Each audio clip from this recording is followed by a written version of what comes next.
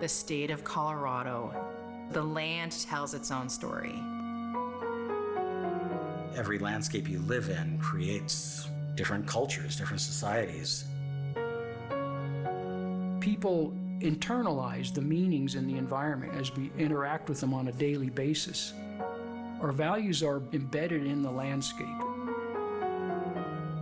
Colorado is a state that often seems to be divided against itself. Its geography and settlements have created areas of strong regional identity.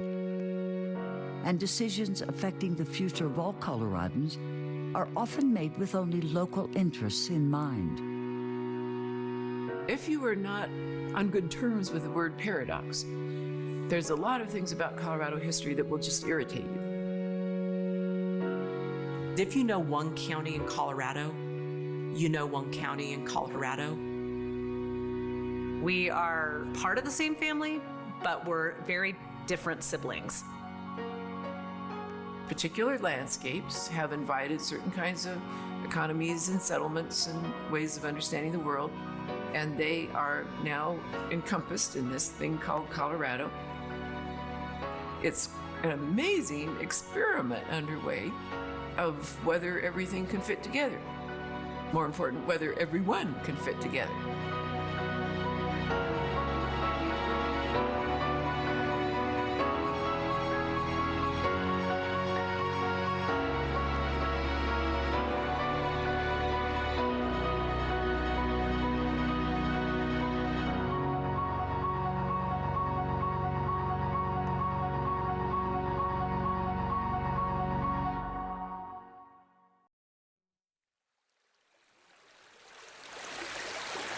"100 million years ago, the American West was covered by water, a sea of swirling organic and inorganic particles which eventually settled, forming layers of rock. Pressure from the shifting of the Earth's crust forced these layers upward in jagged formation. Today, much of this broken seabed is what best identifies Colorado: the Rocky Mountains. Colorado is the mountain state with the spine of the Rockies right through the middle of it. This is the water tower of the entire Southwest. We have 4 major rivers that start here: the Platte River, the Arkansas, the Rio Grande, and then the Colorado. Colorado's boundaries were carved out of 4 different territories by the U.S. Congress in 1861. These straight lines represent no river, no mountain range, no tribe or language group. Yet within the state are many dividers, both geographic and human. When the American nation has created borders, it has not been the deepest and cleverest thinking ever. If you ask members of my tribe and elders, they'll tell you that we have been in what we call Colorado since time immemorial, that we were born from these mountains, from these riverways, from these valleys. Colorado is home to 48 other tribal nations that were forcibly removed. Colorado seems to be divided into 5 distinct regions, each with its own history, geography, and economy. Each region commands a certain loyalty from its citizens and has its own ideas on how things should be done. And each views the other with a certain degree of caution. Southern Colorado includes the San Luis Valley, the city of Pueblo, and the plains south of the Arkansas River, the old boundary of the Spanish Empire. The vast expanse of land called the Western Slope covers most of the mountain ranges, including North, Middle, and South Park, and extends west of the mountains across the high plateau. The eastern plains stretch out from the Front Range north of the Arkansas River. although the plains south of the Arkansas are often identified with this region as well. Along the age-old trail at the foot of the mountains, the Front Range includes the cities and suburbs from Fort Collins to Colorado Springs. Located within the Front Range, metropolitan Denver ranks as a separate region because of its controlling influence in the state's politics and economy. The history of Colorado is the Continental Divide has been a divide. We act like we're 5 different states, but we're all in this together. We share the same locale, but we wait to be introduced. The serious exploration of the process that made us neighbors provides that introduction. Our ancestors are calling. They want to be found. There's a story to be told on how things went down.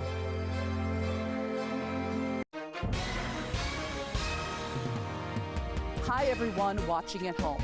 We're here to remind you that if you or someone you know were injured in an accident that was not your fault, listen up. We have live agents available right now to answer your questions and tell you how much your case is potentially worth. Hi, I'm Gina Bellich, here with spokesman and TV personality Tom Mustin with us in the Help Center. So Tom, phones are really busy over there. Tell us what kind of calls you're seeing. Well, Gina, first off, thank you for having me here in the call center with you. We always enjoy talking to the viewers and getting folks the compensation that they deserve. You know, we're seeing calls about all kinds of accidents, but the most common by far has been car accidents. So if you or someone you know were injured in an accident that was not your fault, give us a call right now. You'll speak with a live person. They'll answer any questions you have and tell you if you have a case and how much your case is potentially worth. Thanks, Tom. All right, folks at home, you heard it. Take advantage of this opportunity and call now. Who did you let down today? Your wife? Your kids? Well, how about yourself? Take a look in the mirror. If you're tired of your drug and alcohol problem, you need to fix the problem, and right now, before you hurt or kill yourself, or worse yet, somebody else. Call the addiction specialist now at the Reset Addiction Treatment Helpline. 24 hours a day, 7 days a week. We'll find you the right treatment regardless of your financial situation. When you call right now, you'll speak to a recovering addict who understands what you're going through right now. Let us help you break your addiction to drug and alcohol before it's too late. This call is completely confidential and free. So take 5 minutes of your time and call us right now. We're here answering the phone. I promise it'll change your life. Call 800-658-7109. That's 800-658-7109. Again, 800-658-7109.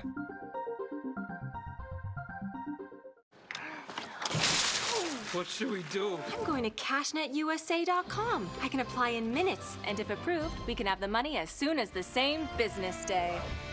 Go to CashNetUSA.com to apply for the money you need.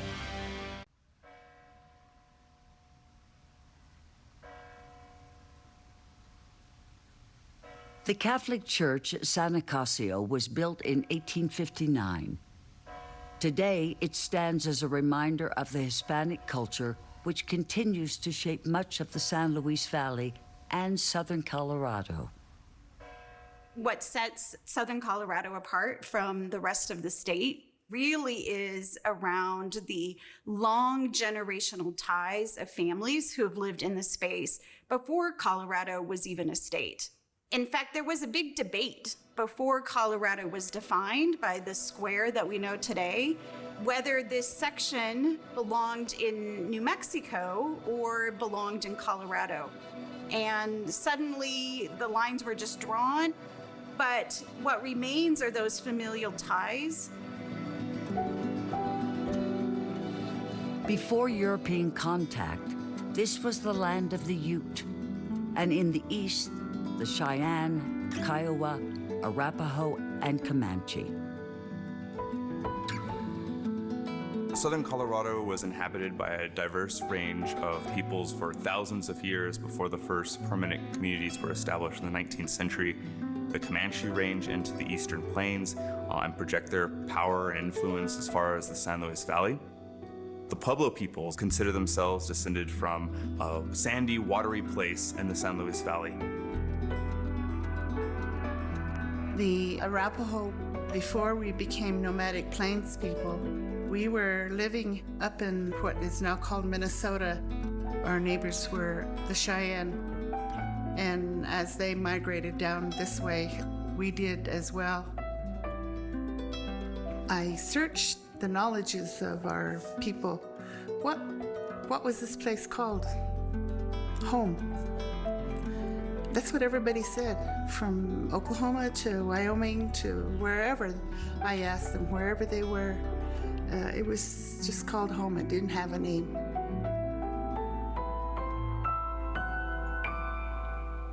In the 1600s, you have one of your first Spanish expeditions into what is the modern-day San Luis Valley. They wrote extensively about what they saw there.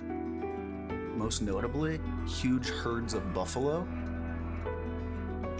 Most Spanish soldiers in this region, they were probably mestizo or mixed bloods.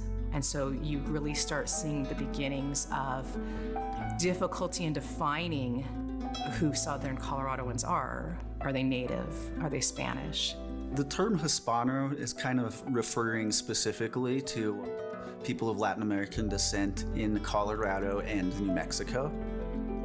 The cultural isolation that occurred, you kind of had a unique way of speaking Spanish that evolved there that actually has more in line with Cervantes than contemporary Spanish language. Commercial traders came from the east along the Santa Fe Trail and the west following the Old Spanish Trail. This thoroughfare would really become the main conduit for cultural and economic incorporation of New Mexico and Southern Colorado into the United States. These paths beckoned entrepreneurs like the four Bent brothers, and in 1833, they opened a structure said to resemble an air-built castle dropped to earth in the midst of a vast desert. So Bent's Fort and its sort of counterparts, these were these very dynamic sites of cultural interaction. You'd have fur traders and fur trappers of tremendously diverse backgrounds, French Canadians, Kentuckians, Ohioans. The trade also depended very, very heavily on Arapaho and Cheyenne and Comanche hunters.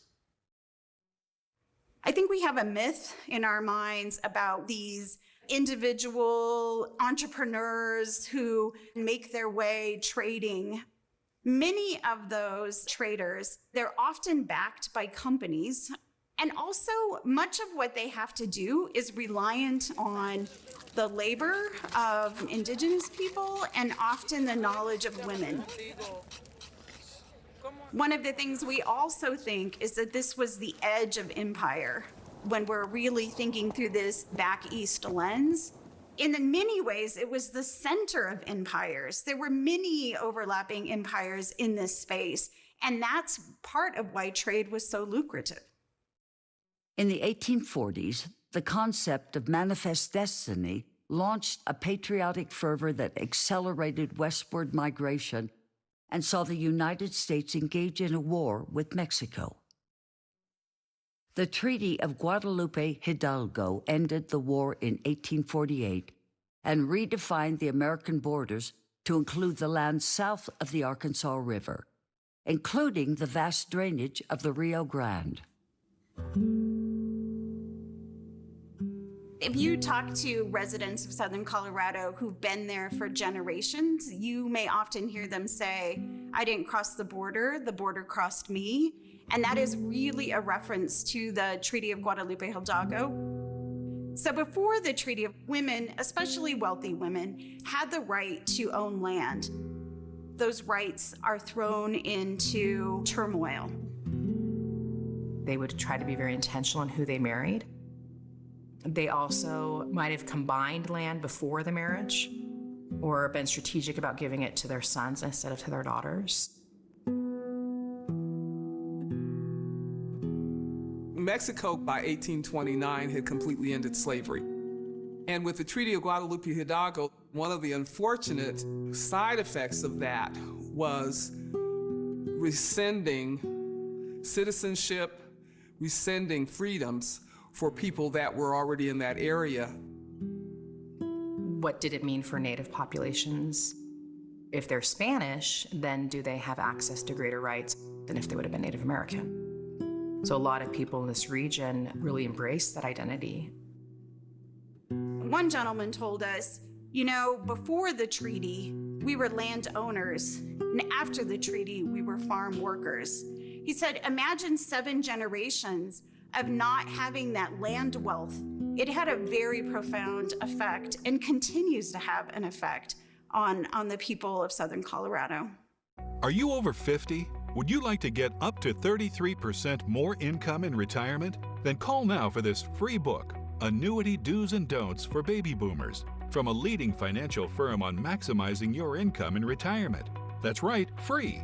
This free book reveals little-known secrets about annuity strategies in simple-to-understand terms that will help you make the right choices before buying an annuity.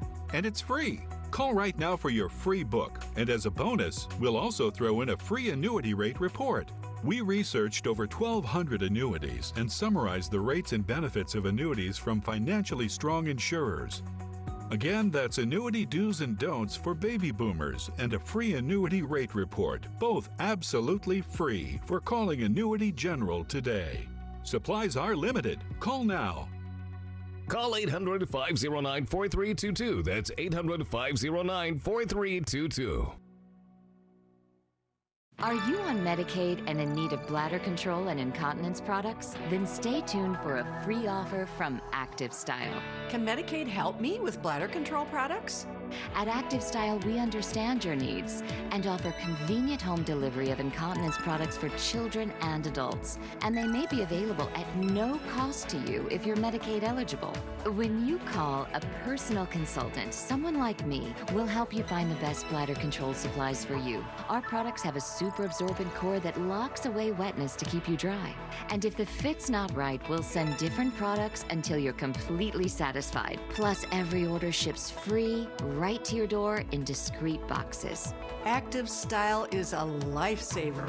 If you're on Medicaid, call now for your free sample. Active Style is the easy, convenient way to get incontinence supplies shipped discreetly to your door at no cost to you. It's tax season, and American Furniture Warehouse is giving you a big break during our tax refund event. Is there something you've had your eye on? Well, now is the time to buy at AFW. We have a massive in-stock selection of living room, dining room, bedroom, and office furniture that you can bring home today. And we dare you to compare our everyday low prices with the ones you'll find elsewhere. At American Furniture Warehouse, we're dedicated to bringing you the highest quality furniture at the absolute best prices. Visit any one of our showrooms or shop online at afw.com.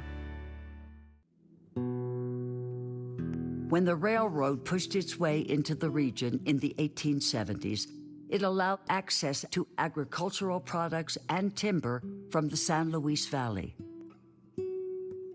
Coal mines and steel mills brought an increasing number of immigrants from around the world.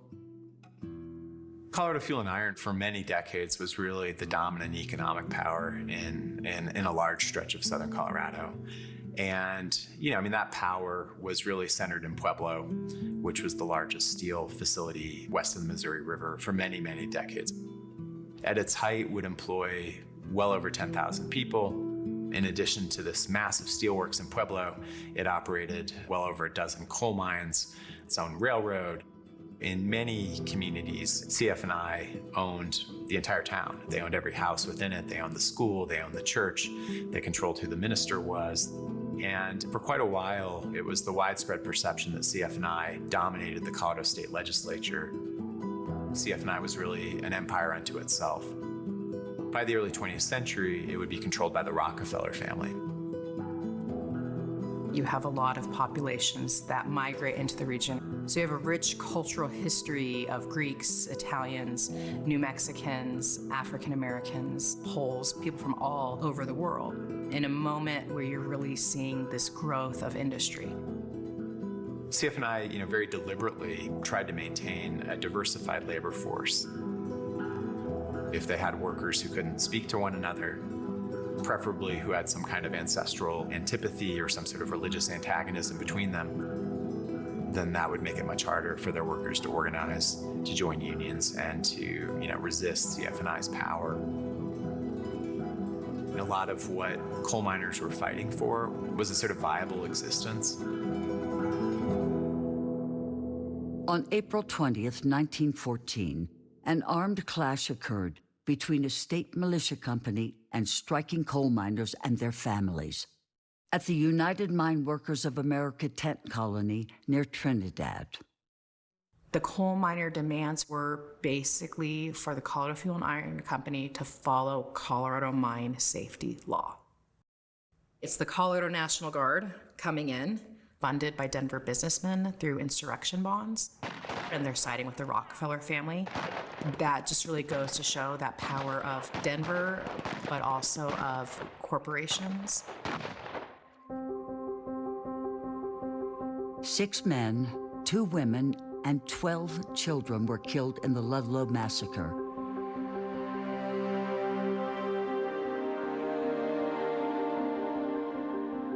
Every year in the summer, the United Mine Workers have a memorial service in memory of the Ludlow Massacre. That's more than 100 years going now. And of course, the steel mill still exists. It's no longer CF&I. It doesn't employ 20,000 people anymore, but it still exists. The sort of hulks of this massive industrial facility, I think, speak to the importance of resource extraction in the area, the importance of energy. By the 1930s, Southern Colorado's economy was suffering on multiple fronts. The coal industry began to teeter because of the internal combustion engine. Agriculture, including ranching, was in significant trouble. Southern Colorado is a very dry place. The San Luis Valley receives only about 7 to 8 inches of rainfall annually. Water's always been a resource that was hard to come by in the valley. There's always this common story that has been told to me by many people in the valley who grew up on poor family farms, that at some point in their life there was always an incident where they would turn off the water and you'd have to walk up to the big ranch on top and confront them with a big stick. The Acequia communities of southern San Luis Valley actually operate in a different water sharing system than a prior appropriation. The Acequia communities have shared in times of abundance and shared in times of drought, and they continue to farm in those traditional ways today. Southern Colorado, like the rest of the state, has always sort of grappled with this kind of imbalance between where people want water and where the water actually is. The Frying Pan Arkansas project was sort of an intensification of these previous efforts. Pueblo and other communities through the lower Arkansas Valley banded together to help maintain a fertile valley for growing of things like Pueblo chilies and Rocky Ford melon that really continued to define what Southern Colorado is. President Kennedy actually came to Pueblo to sign this project into law. We are finally on our way to diverting water through the Continental Divide into the Arkansas River Basin. This is an investment in the future of this country, an investment that will repay large dividends. It is an investment in the growth of the West. The project, brings significant amounts of water from western Colorado to southern Colorado. A lot of municipal water users rely on water from the Fry Ark project, but it's also very important for agriculture as well as for recreation. Today, agriculture is the largest industry in southern Colorado, and in the San Luis Valley, potatoes are a major crop. The future of the San Luis Valley is a complicated one. It used to be a very bustling area, especially during harvest seasons. It wasn't uncommon in the 50s and the 60s for entire tent towns to emerge during the harvest. It's a very low influx now. That's largely because of the corporatism that came into the valley to mechanize the potato harvests and make it less accessible to migrant workers. The valley has self-organized around how can we stay here. Decades of labor, of commitment, of making tough choices. How can we make sure our kids, our grandkids have a place to live, have farms to farm on, have this beautiful valley to call home?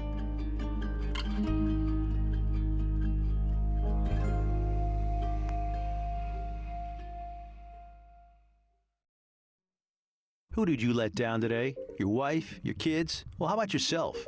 Take a look in the mirror. If you're tired of your drug and alcohol problem, you need to fix the problem, and right now, before you hurt or kill yourself, or worse yet, somebody else. Call the addiction specialist now at the Reset Addiction Treatment Helpline. 24 hours a day, 7 days a week. We'll find you the right treatment regardless of your financial situation. When you call right now, you'll speak to a recovering addict who understands what you're going through right now. Let us help you break your addiction to drug and alcohol before it's too late. This call is completely confidential and free.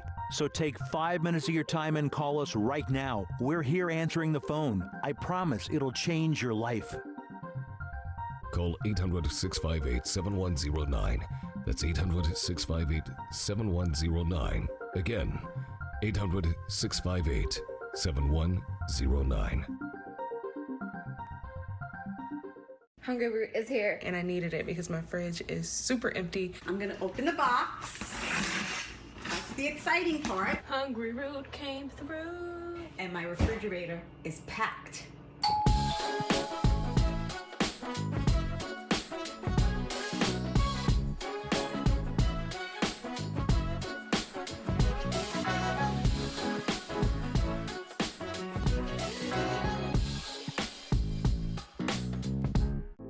Listen to the TV on high volume or have trouble hearing conversations? Then you would benefit from hearing aids. Don't waste thousands on expensive hearing aids when you can get Nano's revolutionary technology for just $297. Don't be fooled by higher-priced hearing aids. The CIC Recharge is a true hearing aid, not an amplifier. With rechargeable technology many customers say is superior to more expensive models. Call now and get not one, but 2 Nano hearing aids for just $297. Plus, we'll add a portable charging case and ship your order absolutely free. The CIC Recharge has a tiny in-the-ear canal design that is nearly invisible. Why keep missing out on important conversations or waste thousands of dollars? Call and get 2 CIC Recharge hearing aids for only $297 and free shipping. 800-431-9756. Again, that's 800-431-9756. So the whole of the western slope, the reason it's called a slope is that it does slope down to Utah. You're going from 14,000 feet down through those forests into pinyon and juniper, down into sandstone and the lower desert. So I see all of western Colorado as this tilted platform, and it's all running downhill into the desert.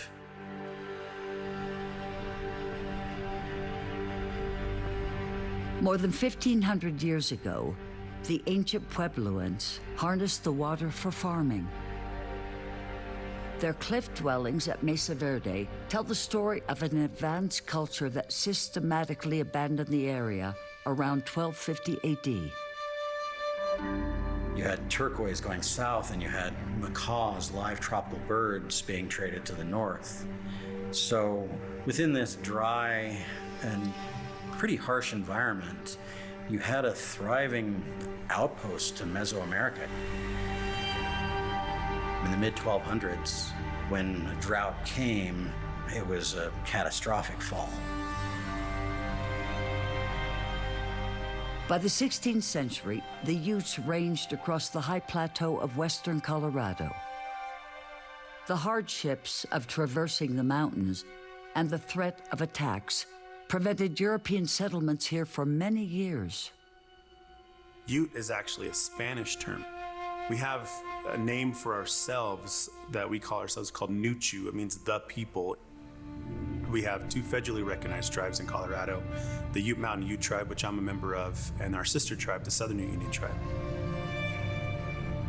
The Utes have been in what we call Colorado now for the last 10 to 12,000 years.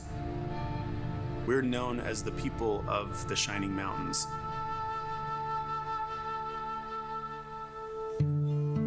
Early in the 19th century, a small number of trappers began to explore the high country in search of beaver pelts. But the discovery of gold in 1858 brought hordes of Easterners to the get-rich-quick promise of the mountains. Towns soon sprang up to service the mines. If there was a diabolical ambition to get people at odds as effectively as possible, a mineral rush is really good. Because no one coming from outside in search of gold or silver is going to want to wait to get a negotiated access. No. California set the precedent, just go in. And that was then replicated in the Colorado Rockies. Prior to this, Colorado was considered a place to bypass rather than to come to. But since there was gold to be had here, people came. Of course, very few of them found any gold here, but nevertheless they came, and many of them stayed. People come with such high expectations that I'm gonna be rich. Well, probably you're not, no. And in Colorado, by the early 1860s, you're really not, because as the shift is to silver, it's really a complicated refining process. The rapid shift from being a fortune seeker to a wage worker. That's pretty hard when your aspiration is a fortune and then you are settling for wages and for some not entirely generous behavior on the part of the industrialist. The completion of the Transcontinental Railroad in 1869 opened the West to a rapid influx of migration.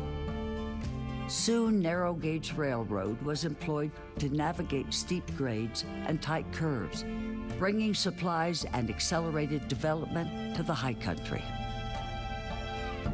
This land of the Utes was protected by treaties, but paper and promises meant little to the new settlers. If you follow American Indian history in the West, you know that treaties that were made with tribes were broken time and time again. The first Ute reservation was established in the 1860s. The headquarters were out of what we call Meeker, Colorado now, named after Nathan Meeker, who was the first Ute Indian agent. Nathan Meeker had a good friend at the time named Horace Greeley, who really guided him to say, you know, if Nathan wanted to have bigger aspirations of being perhaps the first governor of the state of Colorado, or even the next president of the United States, the fast track might be to take an Indian agency up, and if he could tame these wild Indians, then perhaps that might be a direct ticket to the White House. Horsemanship was always a big part of Ute culture. There was an issue of him plowing up a Ute racetrack. The Utes killed him, took his family hostage. It turned into what's called the Battle of Milk Creek. The remaining Ute bands were moved to the southern part of the state, but the San Juans were also being invaded by non-natives. The federal government could not put a stop to that, so they renegotiated the treaty with the Utes to do a carve-out of the San Juan Mountains, stating that the Bruno Agreement would be that the Utes could hunt and fish and gather on that land, which is approximately 3 million acres, so long as the grass grew and the white man was at peace with the Indian. That treaty is older than the state of Colorado. It's one that continues to be respected. And I've had the honor of working on the renegotiated consent agreement to ensure that that hunting and fishing right was protected. And that's something that I use.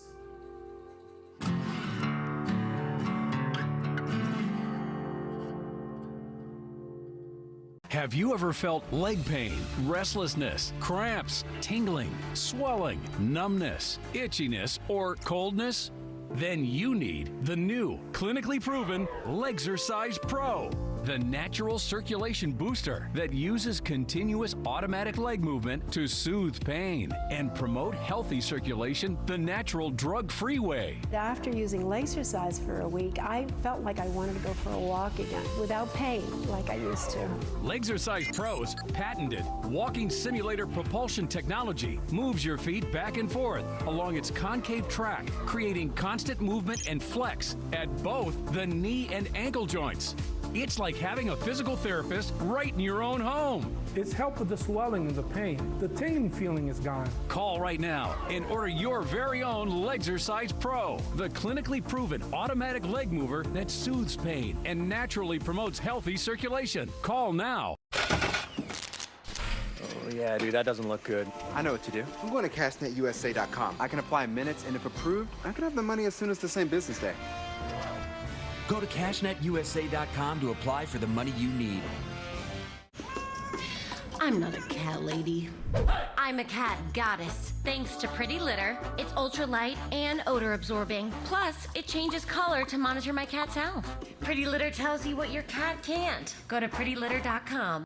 Warning, inflation and inventory issues at dealerships are causing car prices to soar, and interest rate hikes are making it harder than ever to get an affordable loan. This means when something breaks, car owners have no choice but to pay inflated repair bills. Unless you have an auto protection plan from Everything Brakes, the fastest growing protection provider in the U.S. Everything Brakes auto protection plans cover repairs that normally cost thousands. Other warranty providers inflate their prices by adding expensive middlemen to the process. Everything Brakes eliminates the waste, giving you better coverage, better service, and faster claims for less. Plus, you'll get 24/7 roadside assistance, free towing, and free rental cars. And best of all, your rates will be locked in for 30 months, guaranteed. Stop worrying when your next repair bill will come, and don't pay the high price for a new car. Keep your car running longer with an affordable protection plan from Everything Brakes. Call 1-800-280-6231. That's 1-800-280-6231, or visit everythingbrakes.com now. By the 1880s, silver dominated the mining industry. Leadville, Aspen, and other towns thrived. But in 1893, silver prices tumbled, and many towns were abandoned as quickly as they were built. Silver only has value because the federal government buys it. The real key to the boom and bust is political. It's decisions made somewhere else that drive the price. The silver bust of the 1890s is the classic historical example. A reliance on the extraction of natural resources continues to subject Western Colorado to boom and bust economic cycles. Our economy is based upon what we have. Originally, it was water. Eventually, it became fossil fuels, and coal has always been an opportunity. The oil shale experiment followed. Speaking as someone who lived through the boom and bust of the oil shale, I was a lawyer in Glenwood Springs, and I think that despite the economic devastation that occurred on Black Sunday when Exxon announced that they were pulling out, I frankly think there was a sense of relief. We recognized opposite wishes that we would have a more diverse economy and more growth, but also we really don't want that because we love it here the way it is. One of the things that distinguishes the Western Slope economy is what a lot of folks call the resource curse, where there's a lot of resources but not much political power that makes that place vulnerable to being exploited.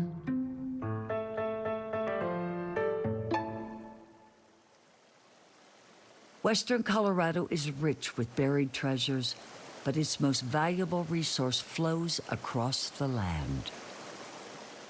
The Colorado River Basin is the most important river system in the American Southwest, and it's the most important river system in this state of Colorado. It's half of the water use in the Front Range, and obviously 100% of the water use west of the Continental Divide. It's 7 states, 2 nations, 30 different Native American tribes. It's every major southwestern city Las Vegas, 90% dependent on it. The LA Basin, about a quarter dependent on it. Phoenix gets half of its water. John Wesley Powell at one point proposed that states be organized along river basin lines. Western Slopers don't necessarily think of themselves as being from a county, but they think of themselves as being from a river basin. So you talk to somebody in Glenwood Springs or Carbondale and they say, I'm from the Roaring Fork Valley. You talk to somebody in Steamboat or Craig and they say, I'm from the Yampa Valley. Well, we like to think of it as West Slope water. It's not. It's the state's water. Our Constitution's very clear about that, and it gives entities the legal right to divert that water in priority and apply it to a beneficial use. If you're down there in the Grand Valley, you can see the green fields and the homes and the communities within the greater Grand Junction area on one side of a canal, and then uphill from that canal, you can see the natural environment. That natural environment does not support the human population. The last 100 years has been the era of improbable comfort made possible by a truly astonishing but taken for granted infrastructure. This drought has been going on 20 years. It's not really a drought. Droughts are temporary. This is the long-term warming and drying of the American West. The agriculture on the Western Slope provides a working landscape that some would call open space, the ranchers call their private property, that really provides a huge benefit to all of our residents. We're starting to see ranchers having to make really tough decisions about what the carrying capacity is of their land for cattle. Our farmers and ranchers are adapting to the new climate, implementing new crop types, new grass seed that is better drought resistant. 95% of Coloradans think of agriculture and the ranching heritage as being a somewhat or very important part of the Colorado quality of life. What do we want the identities of our communities to look like? The original interstate highway map that federal planners worked out had I-70 dead-ending in Denver. It was following the same pattern as other transcontinental routes before it that had also avoided the high country. Business and political leaders furiously lobbied federal highway planners, federal highway officials, members of Congress, President Eisenhower, who was known for his own vacation in Colorado. It was finally decided in 1957 to continue I-70 west of Denver and on through to western Colorado to Utah. What I-70 did was it put western Colorado on the map for vacationers.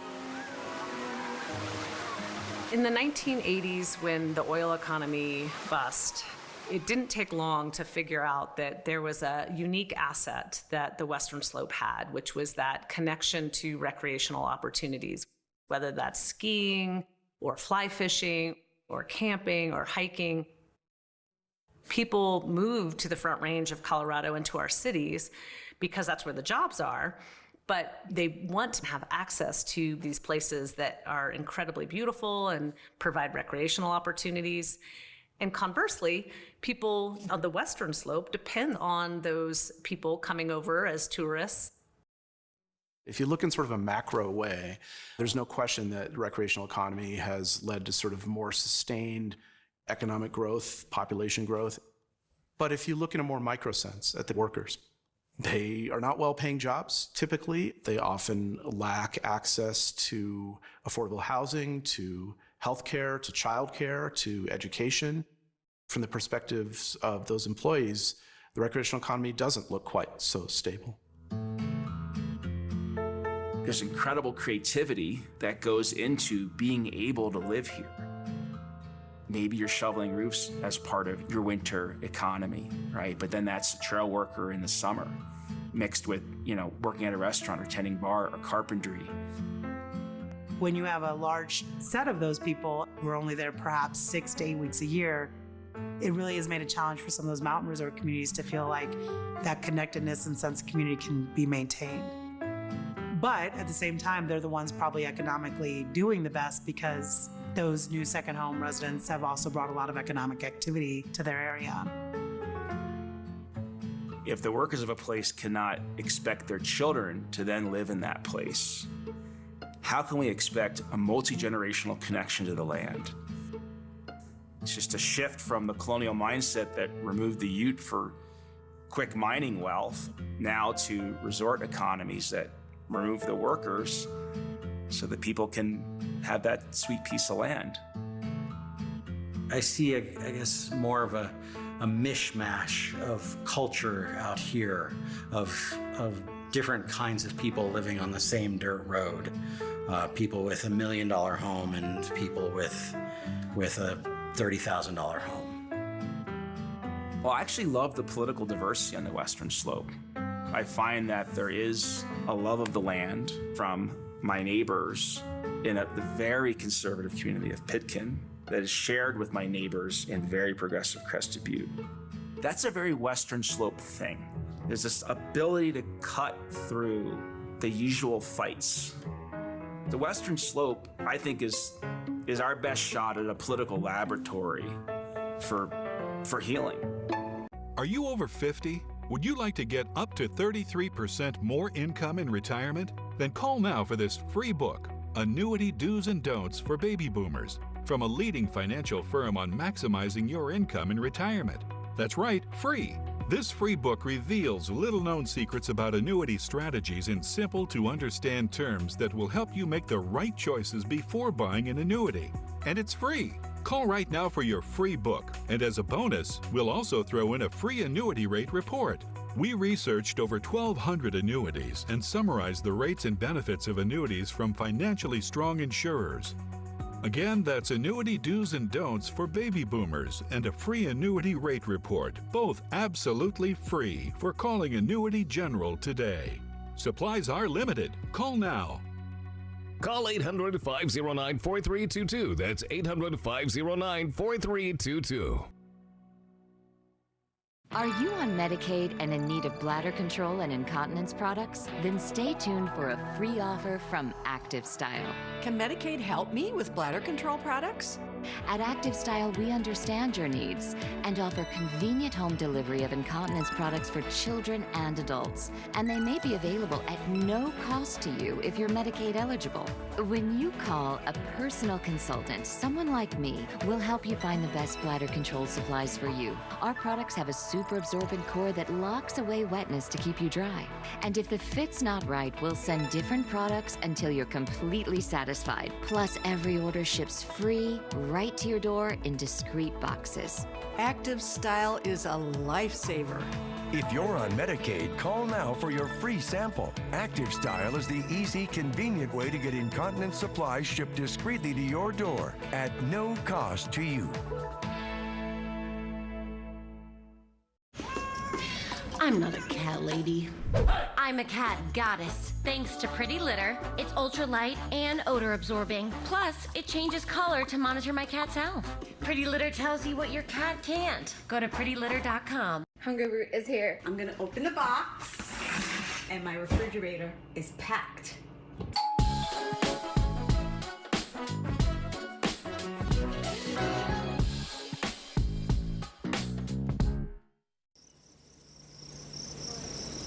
A sea of grass on the eastern plains once nourished immense herds of buffalo. For the Arapaho and Cheyenne who migrated here in the 1700s, this animal provided most of the necessities of life. The plains climate is dry. Rainfall averages only 10 inches each year. In the 1820s, the Stephen Long expedition called this land the Great American Desert. So the early explorers in the early 19th century, particularly the Pike and Long expeditions, they just saw this area that we would now call the Eastern Plains and thought, this won't work. We can't do American settlement here. They thought, here's where the nation's boundaries will have to be held. If white people didn't want this open plains place, maybe that would be the way to solve the tensions between Indian people and white people. Following the 1859 gold rush, that Great American Desert image changes almost overnight to a Garden of Eden. The Goodnight Loving Trail brought herds of longhorns from Texas to feed the miners. For a few years, the open-range cattle industry flourished. But farmers and fences signaled an early death for the open range, and barbed wire became known as the cattleman's noose. The Sodbusters' barricades also met with resistance from the Arapaho and Cheyenne. The fences cut off hunting grounds and interrupted centuries-old buffalo migration patterns, increasing conflict and distrust.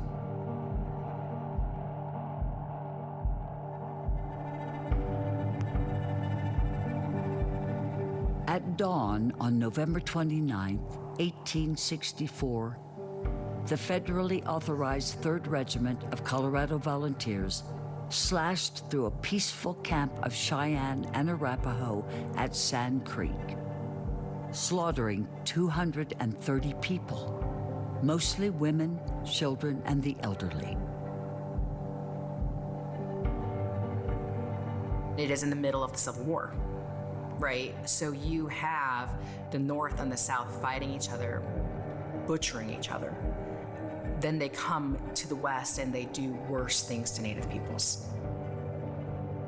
Colonel John Shivington returned to Denver a hero, but a congressional committee soon uncovered the truth. The Sand Creek Massacre was an act of barbarism that reverberates to this present day. The Cheyenne and Arapaho were on the designated lands that they were supposed to be on. But the Colorado government at the time wanted to, in a lot of ways, to make a statement. They want them removed. They want them gone. I think what happened was that the Sand Creek Massacre was so life-changing, so diminishing of our people, of the Cheyenne and Arapaho people, that they didn't talk about it. But there is conversation now. There are many conversations, and people have opened up about talking about what happened. This is not just tribal history. This is Colorado history, it's American history, and there's still so much we need to learn from it. It's important to me that my ancestors be recognized, their existence be recognized for the thousands of years that they were here. It's because of them that I'm here.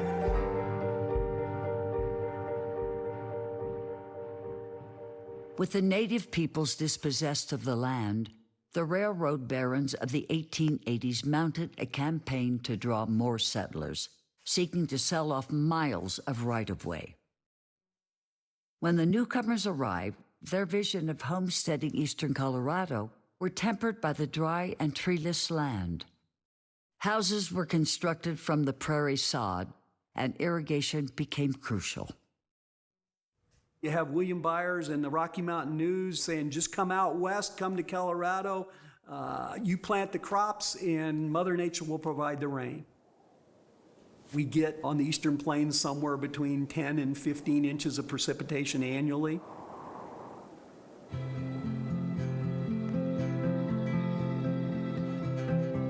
For a while, the rains did seem to follow the plow. But by the late 1890s, drought and depression left many settlers in poverty. The 20th century brought new crops and dry land farming methods. And farmers developed their industry into a major part of the state's economy. Agriculture looked to new and larger markets, and sugar beets emerged as a dominant industry. We had a large influx of Germans from Russia, and they brought sugar beet farming with them. Sugar beets take a lot of water. When you're in agriculture, every day you see that water in the summertime flowing by in a ditch, and you know that it's coming from a reservoir that was built 100 years ago.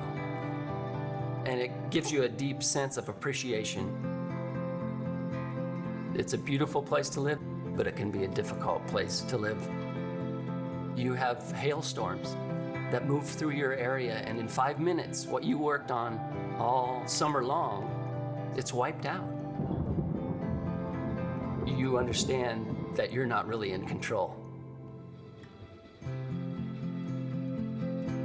If you look scattered throughout the western United States, you find black town sites.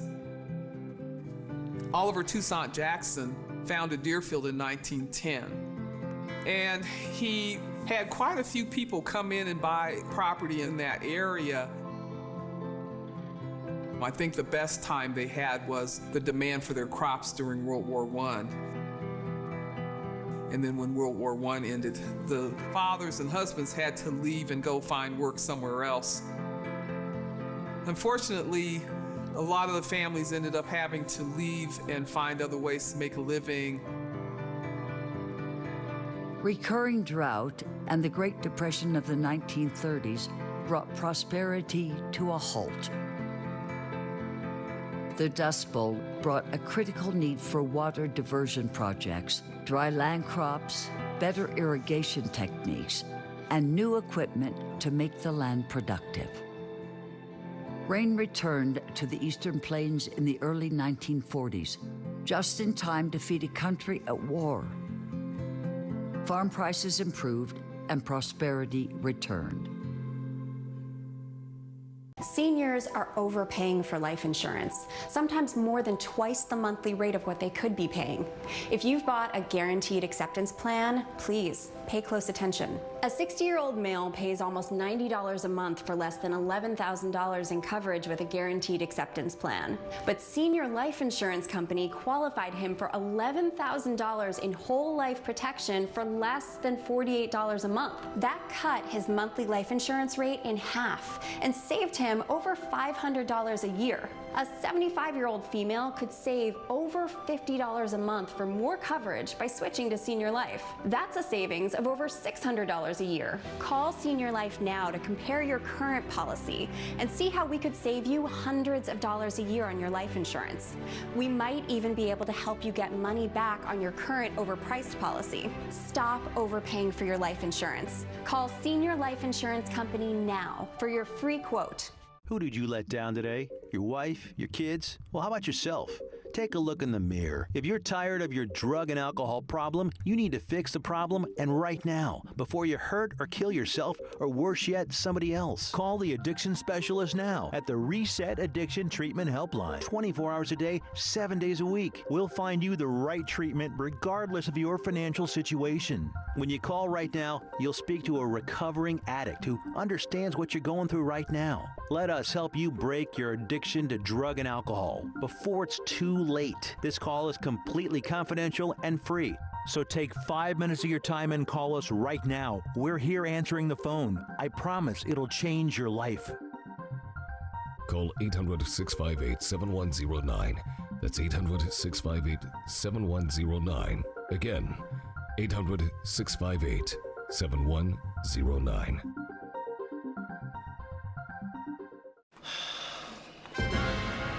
We need some help. I know. I'm going to CashNetUSA.com. And if approved, we can have the money in our account as soon as the same business day. Go to CashNetUSA.com to apply for the money you need. I'm not a cat lady. I'm a cat goddess. Thanks to Pretty Litter, it's ultra light and odor absorbing. Plus, it changes color to monitor my cat's health. Pretty Litter tells you what your cat can't. Go to prettylitter.com. Where you go to view Dateline. This is KTVD. World War II did not bring prosperity for all Americans. Colorado was home to one of the 10 concentration camps that had imprisoned Japanese and Japanese Americans who had been forced out of the West Coast. The concentration camp, that was what it was called by President Roosevelt and other government officials, was established in Prowers County near the Kansas border, near Machi internment camp. Would house over 7,000 Japanese and Japanese Americans.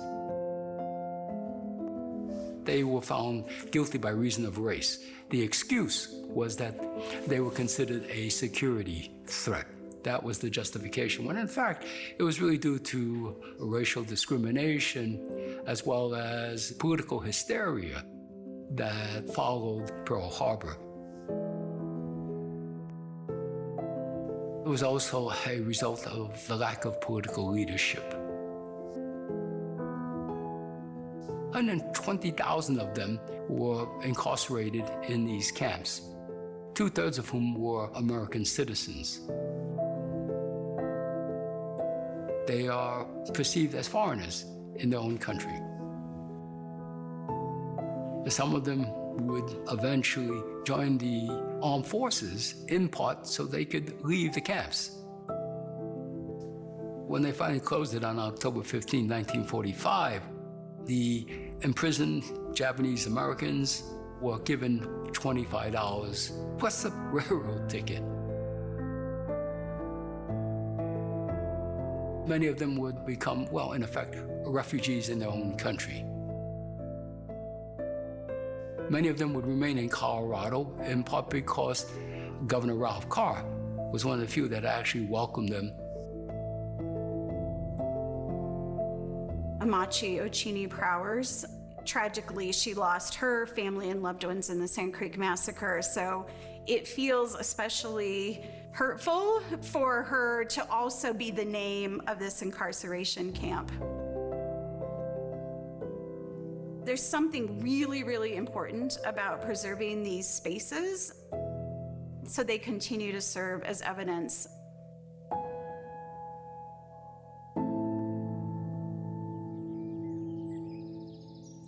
As in southern Colorado, recent decades have brought new changes that seriously threaten the future of the family farm. The cost of farming equipment and services has risen much faster than the price of crops. The families are smaller, so you have fewer families in the area. You have farmers farming bigger areas because they have center pivot sprinklers. It doesn't need as much labor. You have larger machinery that allows them to farm more acreage. So you have all these things coming together, and so you have really a shrinking populace. We have the agricultural dependent rural communities who really struggled because that industry has always struggled with very cyclical prices and economic performance. But they would say in terms of connectedness, they're the strongest in the state. They have 5-generation families, and all those people went to the same high school and the same hardware store, the same local co-op. But what they're finding is that they are losing the critical enough mass to have their own hospitals, schools, libraries, retail stores. At the heart of the conflict in eastern Colorado is water. For some farmers, the sale of irreplaceable water rights is the only alternative to poverty. Increasingly, surface and groundwater are being diverted from fertile pastures to suburban lawns. We all like having farms nearby for a variety of reasons, not just the food, but the air quality and the open spaces. But as we continue to grow, those developers, where do they go get that water supply? They find a farmer who wants to sell. They want to retire comfortably. They don't have a younger generation that wants to take the farm over. And usually the water is more valuable than the land. With rising farm foreclosures and the advance of corporate agriculture, farmers fear that their children may have to abandon this hard-won and highly valued way of life, and that family farms could become a relic of Plains history, along with the buffalo. Some of the kids are saying it's just too expensive to get into that industry. The margins are smaller. You can't make as much, so they leave. Unfortunately, the economics don't allow most of those students to go back home. In fact, many smaller communities in Eastern Plains are now offering doctors and offering teachers subsidies if they'll move to that area and commit to a 2 or a 3 year period. One of the solutions that the school district had was to actually hire teachers from out of the country. And so they had a couple of teachers from the Philippines. rural communities, because they haven't had quite the economic development or population pressure, have been the most affordable communities in the state. And so when a relatively recent immigrant family is making a choice of where to go live, it's been in some of our rural communities. And of course, some of that's also been driven by the workforce for our agricultural and food processing industries. We have to find ways of helping agriculture adapt to a future that is hotter and drier. There's things like crop switching, regenerative agricultural practices.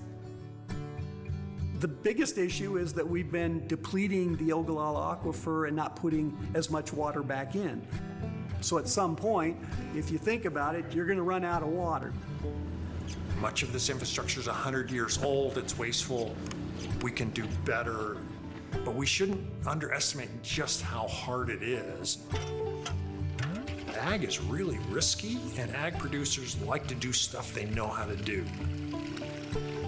The prairie lands that were here initially are carbon sinks.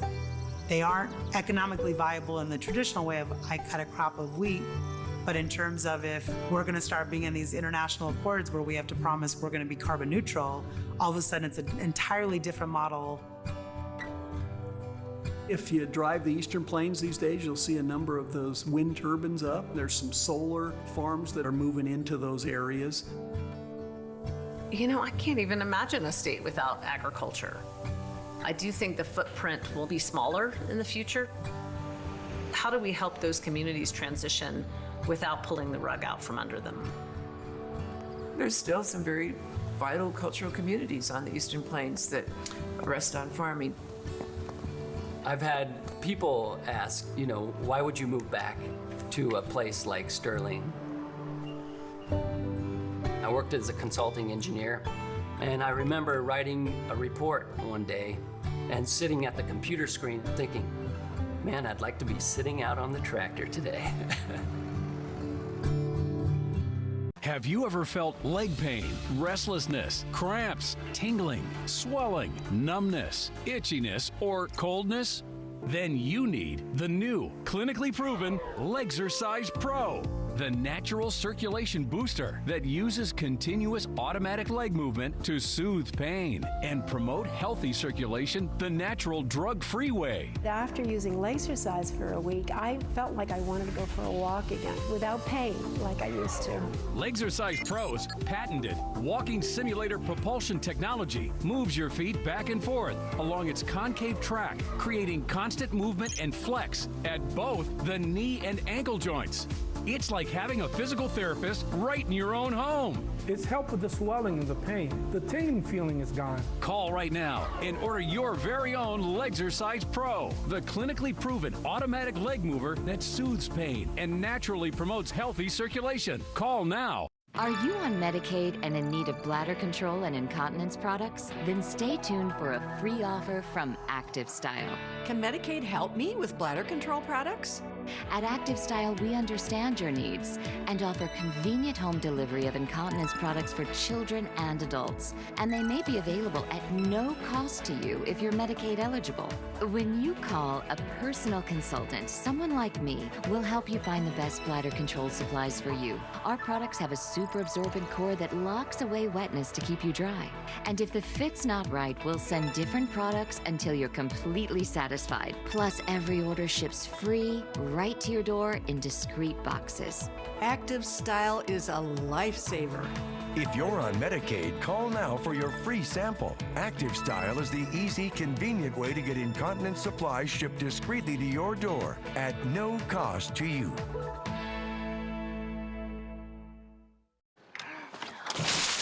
What should we do? I'm going to CashNetUSA.com. I can apply in minutes, and if approved, we can have the money as soon as the same business day. Go to CashNetUSA.com to apply for the money you need. I'm not a cat lady.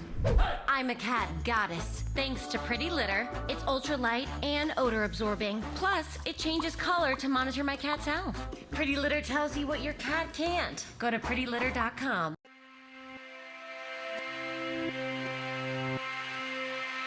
The Front Range, it's where the Great Plains hit the Rocky Mountains. It's always been a zone of human activity because it's a great mixing of different ecosystems and climatic conditions that have driven a lot of diversity of life. The Front Range was important to Native Americans because it had access to the waterways, arable land, and somewhat protected them from the most severe of weather.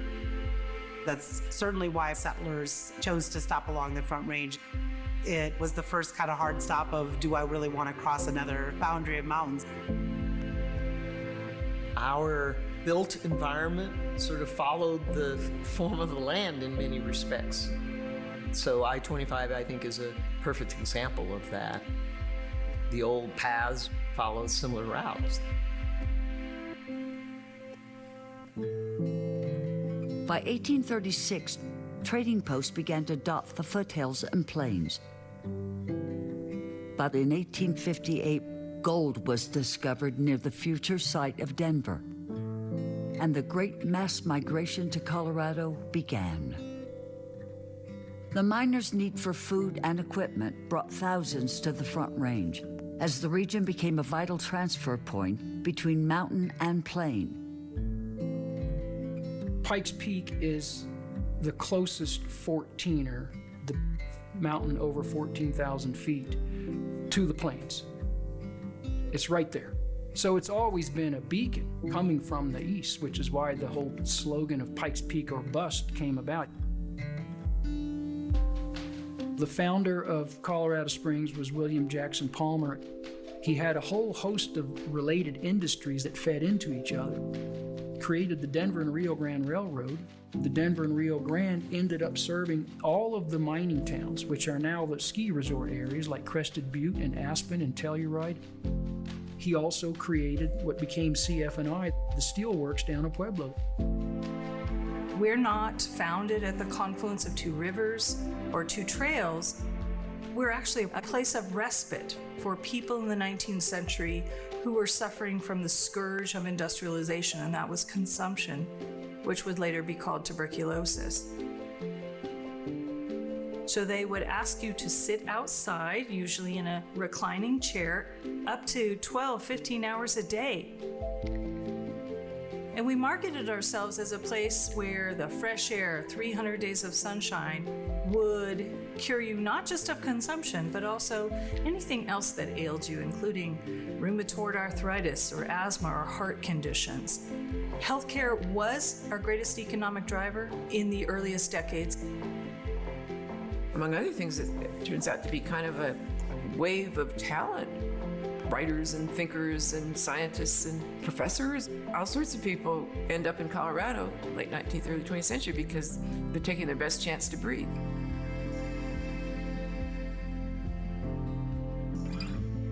Further north, Platte River water opened the way for agricultural cooperatives like the Union Colony at Greeley. Farming began to blossom as thousands followed the railroads and laid out fields along the tracks. And thousands more, discouraged with mining, came down from the hills with hopes of finding a more stable way of life. We don't get enough water annually naturally from Mother Nature to take care of all our needs. Okay, that's the bottom line fact. And that's been a dilemma that we have faced from the beginning.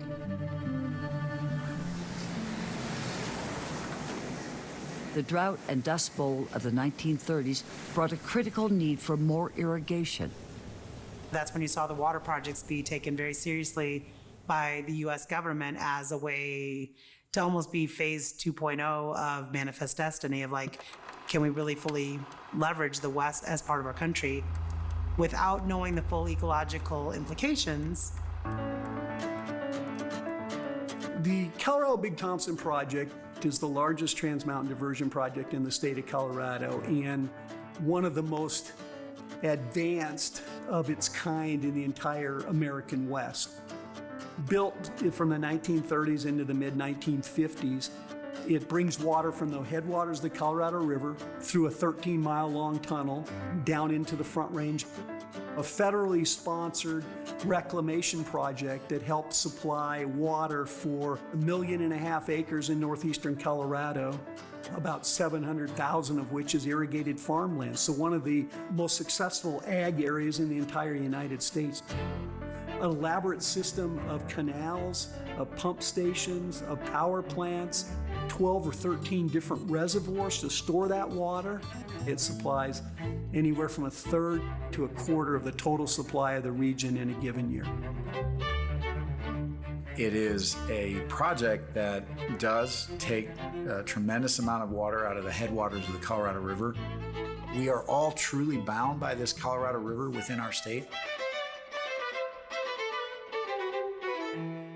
A concentration of colleges and universities on the Front Range welcomed research and development. Academic institutions are really an important part of the economy and social fabric of the Colorado Front Range. Aerospace and the mining industry, engineering, water and agriculture, Colorado universities are integrally involved in those. A lot of people don't know that Colorado was such an important place for the Chicano movement in the 1970s. You had an influx of migrant students at CU Boulder. They got radicalized into some of the issues that were happening at the time, most importantly, civil rights movements. These people, predominantly men who've served in the military, now they're not seeing themselves reflected in the coursework. They're not getting access to their GI Bill. They're having issues with financial aid. What does it mean that you can't get access to your veterans benefits because you're seen as a Mexican? The development of the interstate highway system in the mid-20th century further connected the people and economy of the state. It also helped bring many federal offices and defense contractors to the Front Range. Eisenhower saw this part of the Intermountain West region being very strategically beneficial because of what he'd learned about other countries who'd maybe not thought about navigating and getting through their inner core. That's why the interstate system started. We ended up with 2 major nodes running right through. When the era of sanitariums and healthcare as our greatest industry was drawing to a close, Colorado Springs was looking for its next economic driver. So about 6 months prior to Pearl Harbor, local officials made a pitch to the United States Army to locate Camp Carson here southwest of town. We have 3 different branches and 5 bases in one county. It's the only one like it in America. You're looking at around 75,000 total service members working and living here in El Paso County. Fort Carson itself is the 2nd largest employer in the entire state of Colorado. This is the #1 most requested location to serve in the entire service, not just in the Army. Post-World War II, the Air Force was created as a separate branch out of the Army Air Corps. And of course, one of the first things they were thinking about was having a service academy. Over 500 communities applied, and we got the Air Force Academy. We are one of the most federally dependent cities in the entire country because of all of the defense industry and the military and the defense contractors.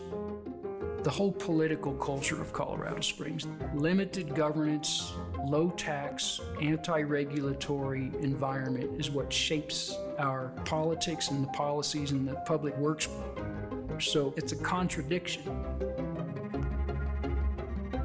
If you visited Fort Collins and then you went to Colorado Springs or vice versa, and you didn't notice that you had traveled along a spectrum of liberal to conservative, you would really not be a very observant person.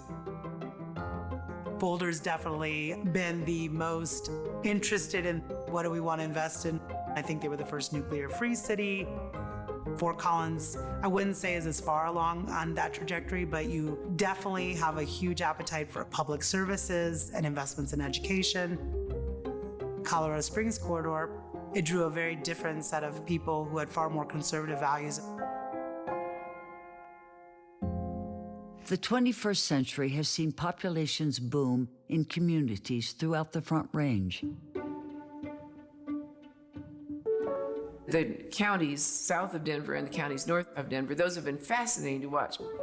When you went to the county commissioners' meetings, you would be very clear on the fact that these were rural counties with county commissioners who had advocacy for agriculture and rural enterprises very much in their mind. But in the last 30 or 40 years, you could see those county commissioners just thinking, what's happening here?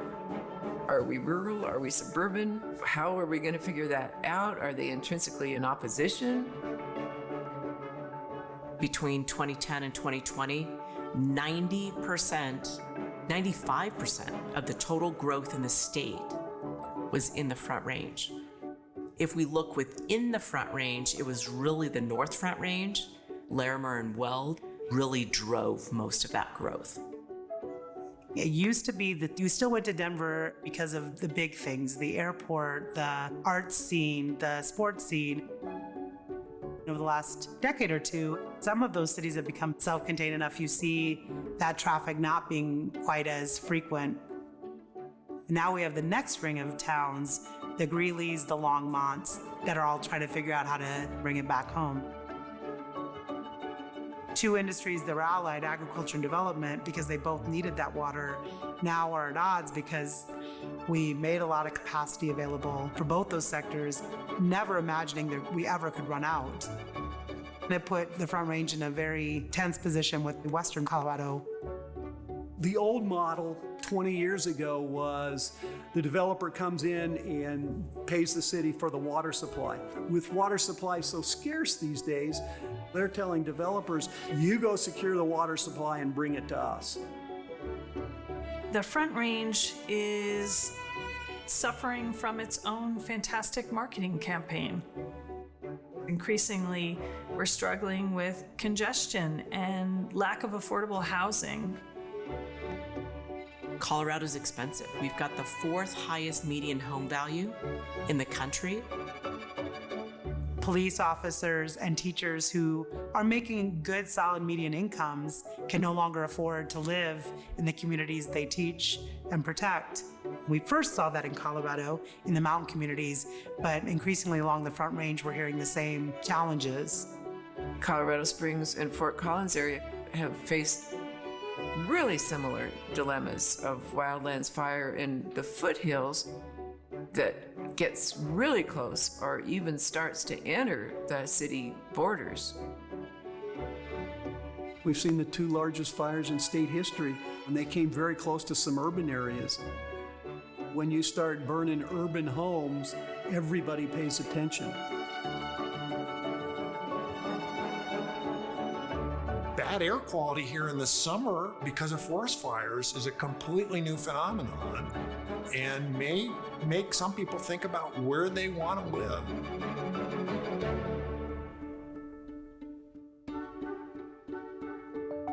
The Poudre Learning Center is a hands-on, experiential, place-based education center.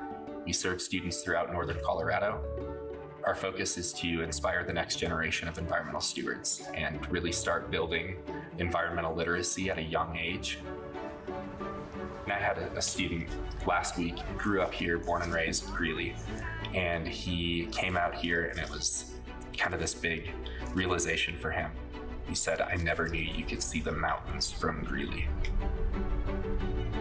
We focus a lot around water. The Poudre River watershed, the South Platte Basin.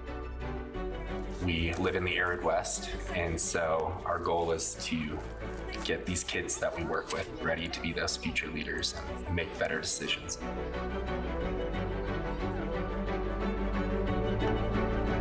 I was a kid living on the Front Range, and I think I'm always oriented to the west. When I see mountains, somewhere in my head, they're always in the west. And I loved knowing that was out there. You could look up and go, there's some wild stuff right over there, and I can see it. There are mountains with crags and snow and wind and forests, and it's right there past the city. Are you over 50? Would you like to get up to 33% more income in retirement? Then call now for this free book, Annuity Do's and Don'ts for Baby Boomers, from a leading financial firm on maximizing your income in retirement.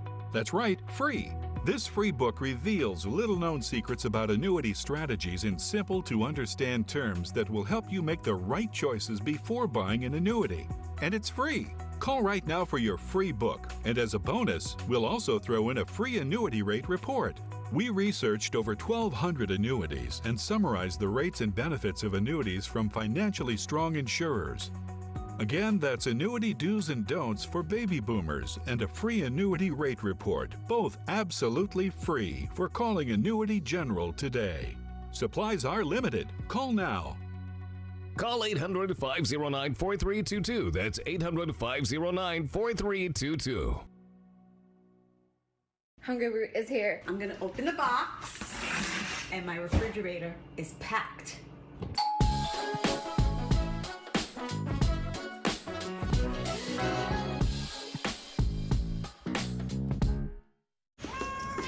I'm not a cat lady.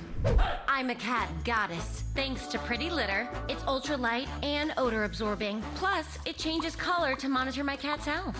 Pretty Litter tells you what your cat can't. Go to prettylitter.com. Attention firefighters, first responders, military base personnel, and airport workers. Listen closely to this important legal announcement. Have you been exposed to chemical-based firefighting foam? If so, you may be entitled to a substantial cash award without going to court. For decades, aqueous film-forming foam, or AFFF, has been used to extinguish liquid fuel fires. A scientific study has now shown that the chemicals used to make AFFF are highly toxic to humans and can cause a significant risk of developing several types of cancer, including kidney, pancreatic, thyroid, prostate, bladder, testicular, liver, or non-Hodgkin's lymphoma. If you or a loved one are a firefighter, first responder, airport worker, or member of the military that has used firefighting foam and has been diagnosed with cancer, please call the Negligence Network to file your claim today. There's no fee unless we win your case. Call the Negligence Network to see if you're eligible for substantial compensation. Call 1-800-400-1929. That's 1-800-400-1929.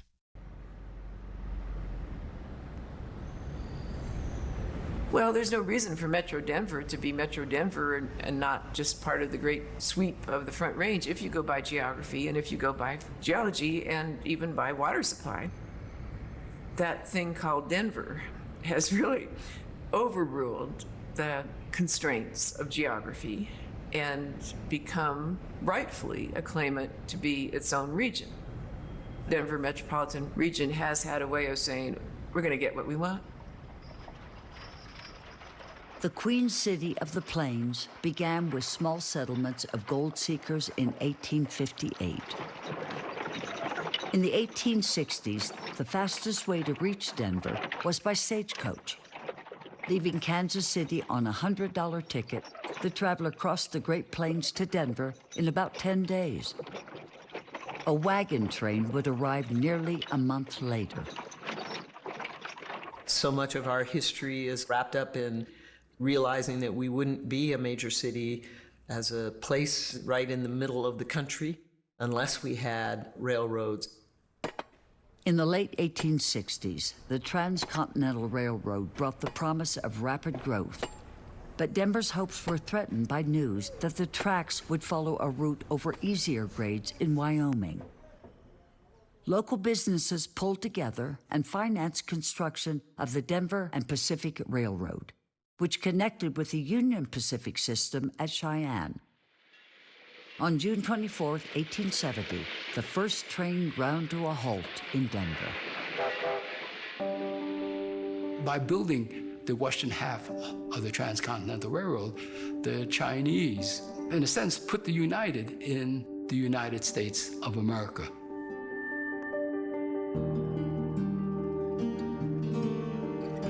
Discharged railroad workers would find work in Colorado. They were miners, they were construction workers, until they were driven out of those mainline occupations into the more marginal sectors. Laundry work, restaurant work. They would establish communities, what we usually refer to as Chinatowns. And what they really were ghettos. The original Chinatown was established between 15th and 17th Streets along Wazee. It was a thriving working class community. The precipitating event of the anti-Chinese riot in Denver on October 31st, 1880, was a brawl in a saloon. Some Chinese were playing pool, and some drunken white laborers came and harassed them. And then subsequently they got into a fight, and that initiated the riot. 3,000 to 5,000 of their fellow Denverites nearly destroyed the community, injuring hundreds of individuals and killing one of them. Interestingly enough, the population actually grew after the riot because of the anti-Chinese climate in the rest of the American West. They gravitated towards Denver, which was the largest Chinese community in the interior West.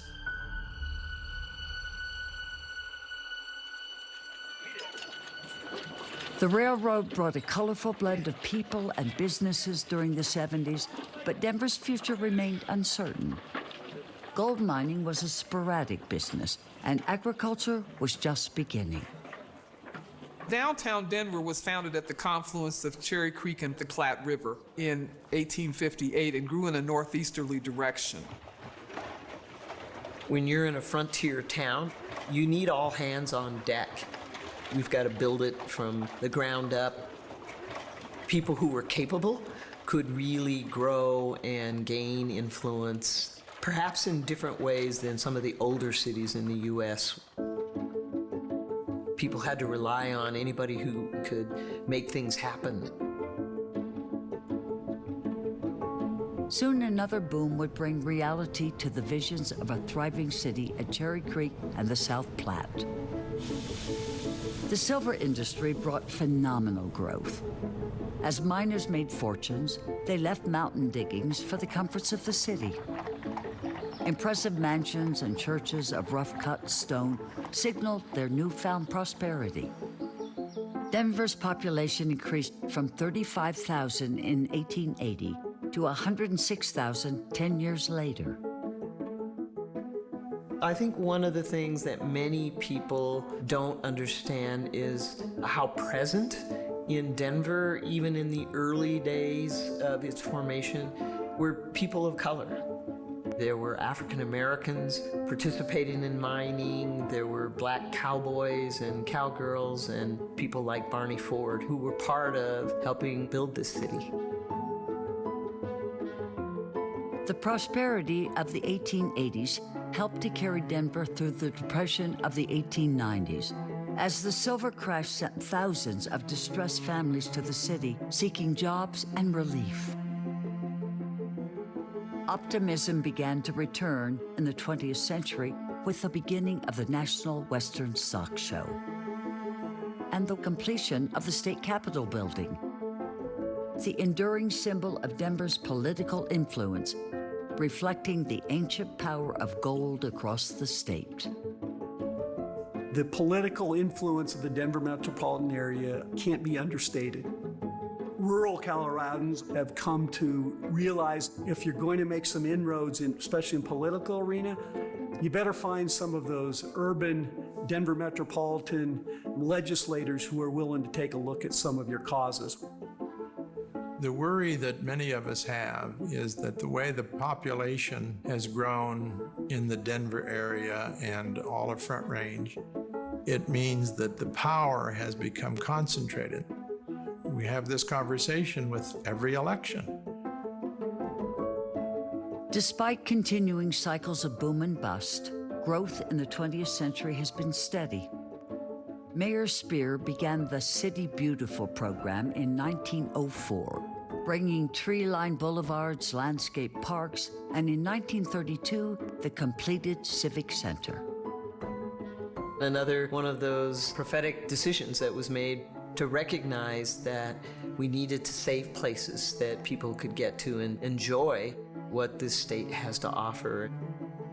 We're very privileged to have the acres that we do in the mountain parks. We see that as a responsibility to the entire state. So those are Denver parks, but we work very closely with Jefferson County, Gilpin County, Douglas County, where all of these facilities are, and it's an important part of our stewardship. Immigrants arrived from around the country and the world, establishing inner-city neighborhoods characteristic of the industrial Midwest. The 1920s also saw the rise of fear and hatred, with 1 in 10 Coloradans listed as registered members of the Ku Klux Klan. But the Klan faded as quickly as it rose and was largely stripped of its power by the 1930s. Are you on Medicaid and in need of bladder control and incontinence products? Then stay tuned for a free offer from Active Style. Can Medicaid help me with bladder control products? At Active Style, we understand your needs and offer convenient home delivery of incontinence products for children and adults. And they may be available at no cost to you if you're Medicaid eligible. When you call a personal consultant, someone like me will help you find the best bladder control supplies for you. Our products have a super absorbent core that locks away wetness to keep you dry. And if the fit's not right, we'll send different products until you're completely satisfied. Plus, every order ships free right to your door in discreet boxes. Active Style is a lifesaver. If you're on Medicaid, call now for your free sample. Active Style is the easy, convenient way to get incontinence supplies shipped discreetly to your door at no cost to you. Who did you let down today? Your wife? Your kids? Well, how about yourself? Take a look in the mirror. If you're tired of your drug and alcohol problem, you need to fix the problem, and right now, before you hurt or kill yourself, or worse yet, somebody else. Call the addiction specialist now at the Reset Addiction Treatment Helpline. 24 hours a day, 7 days a week. We'll find you the right treatment regardless of your financial situation. When you call right now, you'll speak to a recovering addict who understands what you're going through right now. Let us help you break your addiction to drug and alcohol before it's too late. This call is completely confidential and free. So take 5 minutes of your time and call us right now. We're here answering the phone. I promise it'll change your life. Call 800-658-7109. That's 800-658-7109. Again, 800-658-7109. Attention Medicare beneficiaries worried about COVID-19. COVID-19 tests are now covered by Medicare Part B. It's true. That's right. Just call the number on your screen and AchieveDX will ship you your rapid COVID test at no cost straight to your home. These easy-to-use FDA EUA authorized tests will give you results in 15 minutes. Even if you have a Medicare Advantage plan, you can have these tests delivered to your home at no cost to you, and the shipping is free. Call 1-800-250-8743. That's 1-800-250-8743. Call now.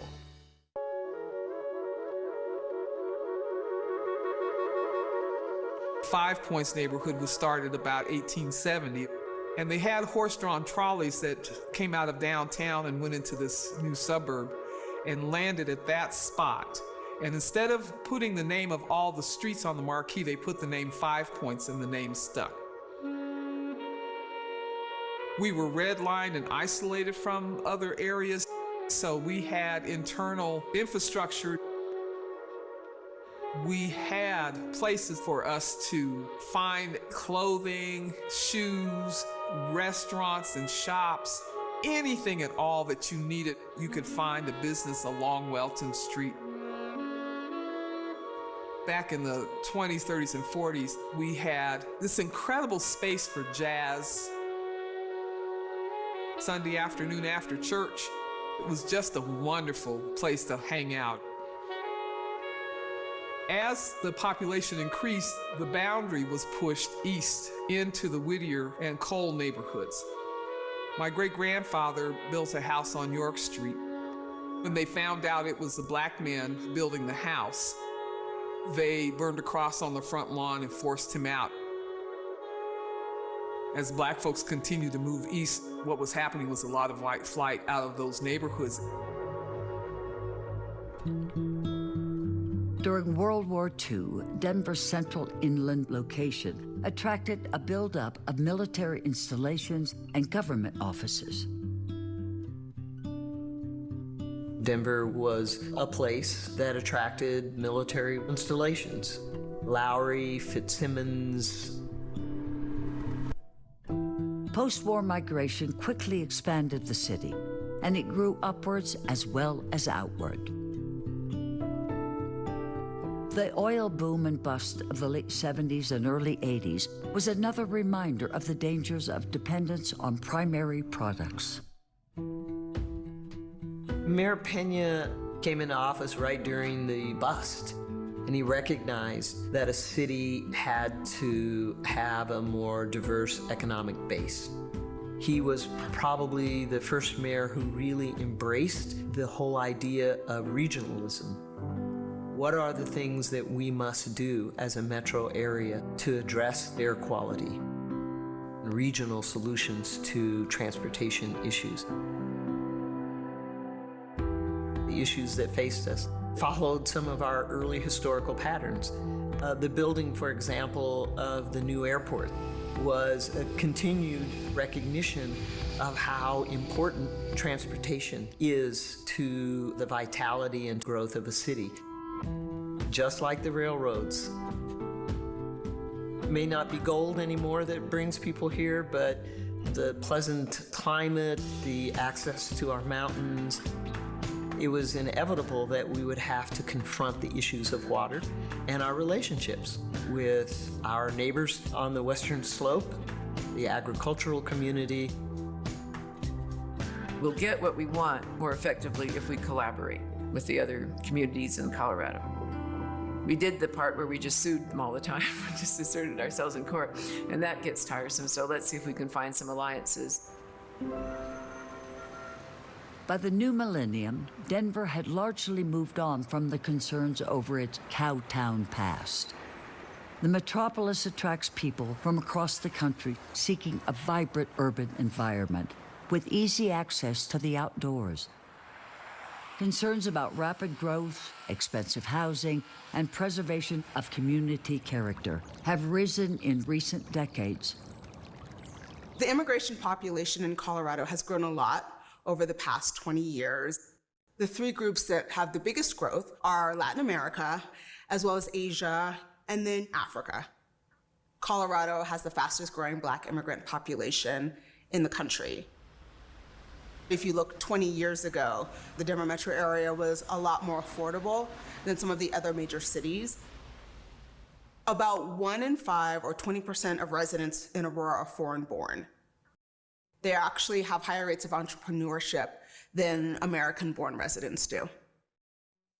When I speak with elders, they talk about having pride marches in the 1970s and people throwing rocks and bottles at them. Now we have, I think it's the 3rd largest pride in the United States. Now, Colorado is known as having the most protections of LGBTQ folks in the nation. Having a gay governor, our first transgender representative. We have one of the larger LGBTQ caucuses in the state. Colorado's indigenous population is growing. That represents over 200 different tribes. The majority of that resides here in the Denver Metro County. They're moving here for jobs. They're moving here to go to amazing colleges and universities. They're moving here because Colorado is a state that's forward-thinking in acknowledging indigenous history. The Denver Coliseum hosts the 2nd largest powwow in the country. Tribes from all over the nation travel to that. What we call Denver has always been a crossroads in Indian country. That crossroads still maintains today. Denver's a great city. It needs to continue to develop and grow and change. How do we continue to absorb the growth that we know is going to happen, but yet respect the limits of our natural resources?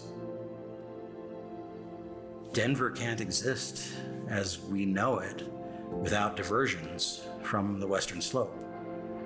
Denver, as we don't know it yet, could be the city that doesn't need to divert from the other side of the state. How that happens, I don't know. Maybe come back in 300 years and see how we did.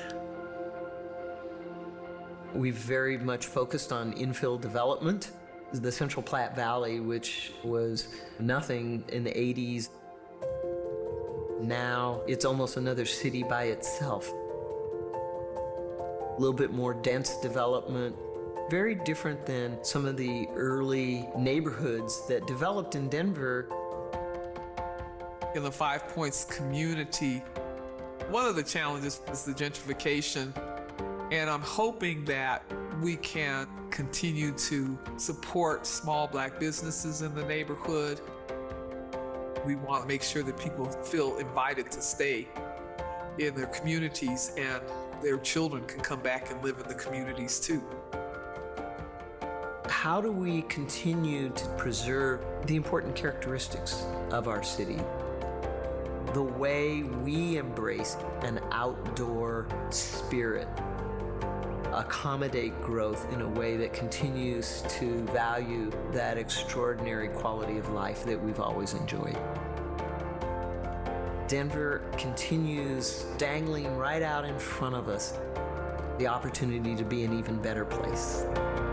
Do you listen to the TV on high volume or have trouble hearing conversations? Then you would benefit from hearing aids. Don't waste thousands on expensive hearing aids when you can get MD Hearing's revolutionary Neo hearing aids for just $299 a pair. Don't be fooled by higher-priced hearing aids. The Neo is a true hearing aid, not an amplifier. With rechargeable technology many customers say is superior to more expensive models. Call now and get not one, but 2 Neo hearing aids for just $299. Plus, we'll add in a portable charging dock and ship your order absolutely free. The Neo is nearly invisible with its tiny in-the-ear canal design. And you can get 2 Neo hearing aids with a 45-day risk-free trial, free shipping, and free lifetime US-based support for only $299. So call now. 800-554-2708. Again, that's 800-554-2708. Are you over 50? Would you like to get up to 33% more income in retirement? Then call now for this free book, Annuity Do's and Don'ts for Baby Boomers, from a leading financial firm on maximizing your income in retirement. That's right, free.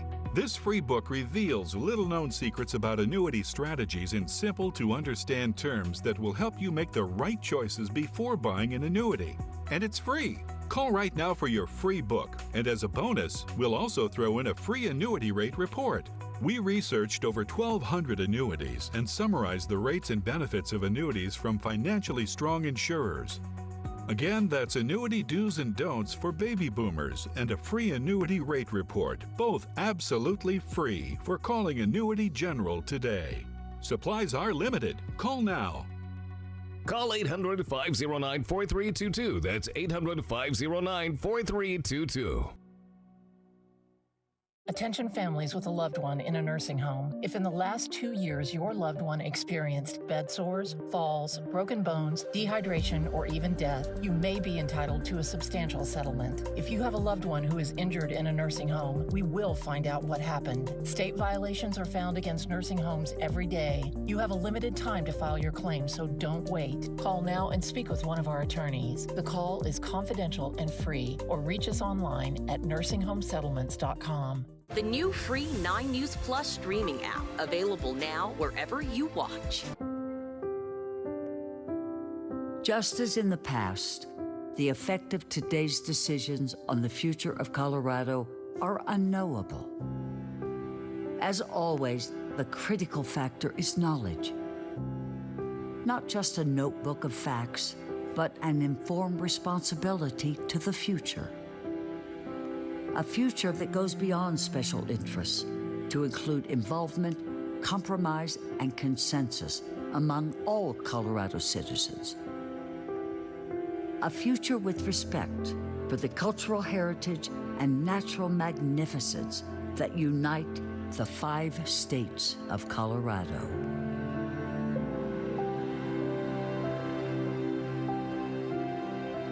The landscape and the environment is something otherworldly. One minute you're in Dune, and the next minute you're in Switzerland, and then you're, in some farm town. No matter where I go, they're really proud of being Coloradan. Diversity actually is what unites Colorado. Just if you look at the political landscape. How do you get people with such different values to coexist? You go back to the core values that probably brought them to Colorado. Love for this beautiful natural resource base. As a people, we've kind of evolved with this independent spirit that does go back to some of the early histories. The idea of being people who are in tune with the outdoors. I think the thing that unites Colorado is this connection to place. But I think the thing that might keep people here is the people. We're willing to be independent thinkers. We do have scrappier than average people in Colorado. We have some hard challenges ahead of us, but again, people still keep coming here. So there's something about us that's a magnet for people who think there is a better life to be had living in Colorado.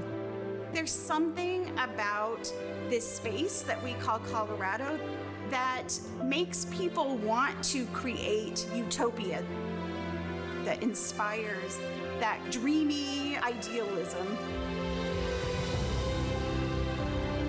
People are looking at us. They look at us as leaders. We should be proud to leave the footprints for other states to follow.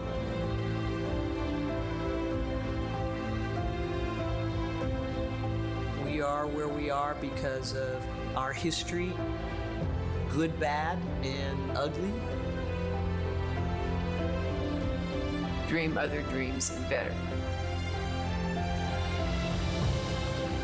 Don't feel that you are handcuffed to a set of dreams that have shown their limitations and their power to do injury. We inherit a legacy from the past, but we are not trapped in fatalism and inevitability. What binds us and what divides us, we have to do it together.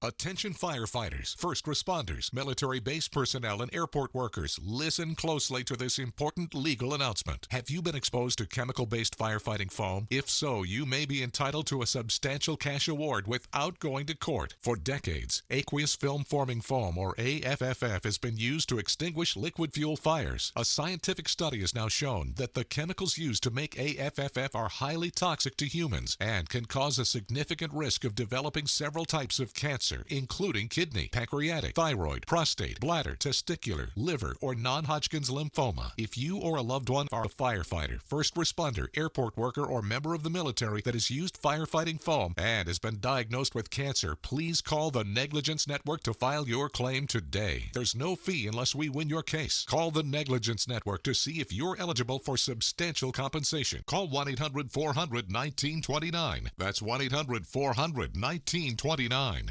Seniors are overpaying for life insurance, sometimes more than twice the monthly rate of what they could be paying.